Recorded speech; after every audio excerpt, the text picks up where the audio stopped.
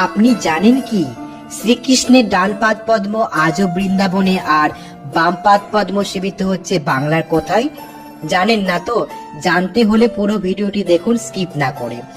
আজ আমি আপনাদের দর্শন করাবো শ্রীনিবাস আচার্য প্রভুর বংশ পরম্পরায় সেবিত শ্রী শ্রী গিরিধারী বাম পাদপদ্মের পবিত্র দর্শন। এই পবিত্র স্থানটি হলো শ্রীনিবাস আচার্য প্রভু শ্রীপাঠ মাণিক্যহার। বৈষ্ণব তীর্থগুলোকে যদি মালার মতো গাঁথা হয় তাহলে তার মধ্যমণি হলো মাণিক্যহার। প্রায় 300 বছর আগে সোনারন্দি রাজা, কান্দির রাজা ও কলকাতার বাগবাজারে জমিদারদের সহযোগিতায় এই সুবিশাল মন্দির নির্মিত হয়।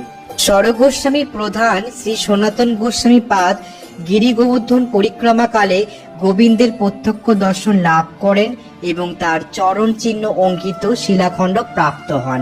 শ্রীজীব গোস্বামী প্রভুপাদের নিকট থেকে শ্রীনিবাস আচার্য প্রভু এই পাদপদ্ম শিলাখণ্ডের সেবা লাভ করেন। পরবর্তীতে এই সেবা বঙ্গে আগমন করে।